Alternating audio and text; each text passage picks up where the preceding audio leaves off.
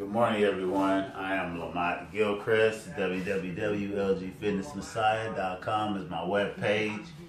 Go and check it out. So, I've talked about the lumbar and sciatica. So now we're going to talk about the cervical, spine, and shoulder issues. Now how those counter hips going up, shoulders come out of whack. If you look at like two things sliding parallel to work the side, basically for stability, gravity, athletes when you change and you throw shakes and other things, stuff like that, you have a circular motion of the hips and the shoulders working in conjunction like that. So I'm not going to talk that much. I'm going to get into it and explain how I decompress my cervical using my clavicle and the front part of my chest, and I'm going to give you a demonstration. I've never done it on this mat, so hopefully it works on here. Usually do it on my yoga mat. I put my clavicle on there, and as you can see, kind of on my knees with my hips up, and I bring my arms out. I press down on my clavicle, and I twist my neck from side to side. Roll out a little bit till I feel it pressing back in my shoulder blades. Take a deep breath and let myself relax on it and twist from side to side. So that's one move that I deal with the cervical part of it. That's very important. If you ever have tight shoulders or if you ever have cervical injuries, and then from squatting I have a little calcified knot on my cervical, so I've got to make sure that I loosen up those traps, those muscles, that fascia, ligaments, definitely the muscles when I'm stretching. And on the rear,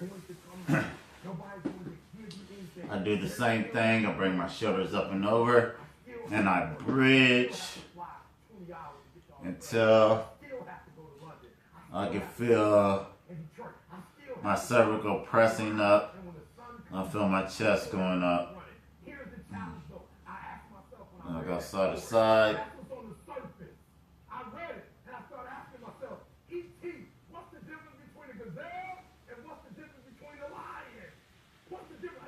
I'll roll out, come back up.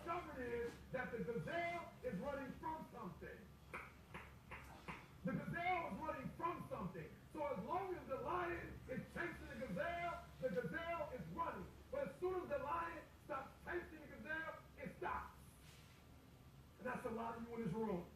That's a lot of you in this room. You'll run. You'll do what you're supposed to do. As long as you're getting pushed. As long as you're getting motivated. And that is my cervical going into my thoracic release and my shoulders. Same thing in front. I'll roll it out. As long as someone is hyping you. As long as somebody's giving you reward, you're moving. But as soon as that stops, you stop. I asked myself the question about the lion. And I said the lion is not running to be rewarded. The lion, And I'll press my hips forward. every single day, the lion is running to eat. Because the lion realizes when he kills the gazelle, not only does he eat the gazelle, but he brings it back home. So you've got to ask yourself, I leave you. You've got to ask yourself, what's your why? What motivates you? What pushes you? And I'll roll down to my rib cage. In most cases, where it looks something like this. Nobody has to prize you. If nobody has to reward And I'm releasing that fascia in my stomach. self-motivated and self-regulated. You can have it. You can be it. You can do it. You got to do me a huge favor. There's nothing average about the lion. Nothing good about the lion. The lion is phenomenal. Do me a favor, guys. And in most of these exercises, I'm using a breathing technique where I take a couple deep breaths and I try to relax into the movement and just let my mind clear and let my body relax. So that's my cervical thoracic release to actually get everything back in balance from the shoulders to the hips so that the sciatica or the sciatic nerve, or the central nervous system, or the spinal cord, can kind of get a little bit of relief, and you can get that energy.